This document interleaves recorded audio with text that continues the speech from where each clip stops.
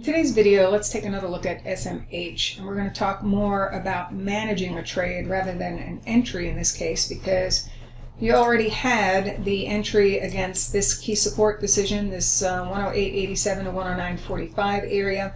The actual low was made at 109.09, which was directly within that price support zone.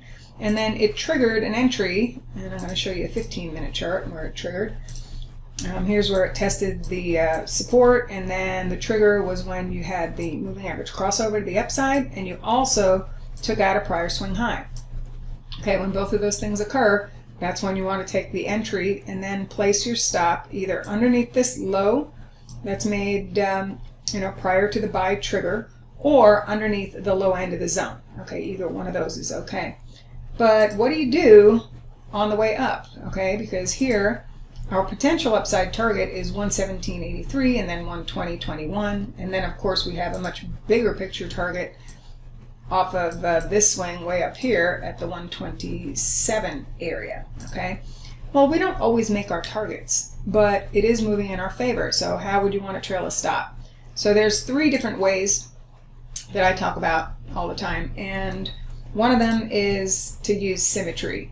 Use the symmetry of the prior swing up, for example.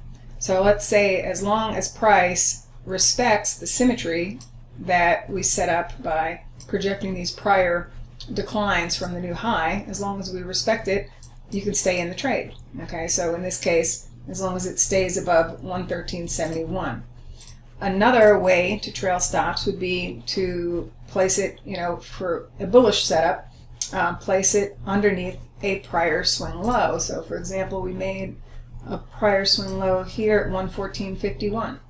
That might be too tight for somebody, but hey, that's a place where you can place place a stop beyond symmetry. And then the third way that I would look at this is, well, if you don't want to use any of those, just wait and see if it crosses, if you have the 834 EMA crossover to the downside. And if it does that, then that's also a signal to get out. So you can use either symmetry for stops, you can use prior swing highs or lows depending on which direction you're coming from, and you can use the moving average crossover, but not if we're just getting into the beginning of the trend, but if you have definitely had a move already and then it crosses back the other way, that's another way that you can manage the trade. Okay.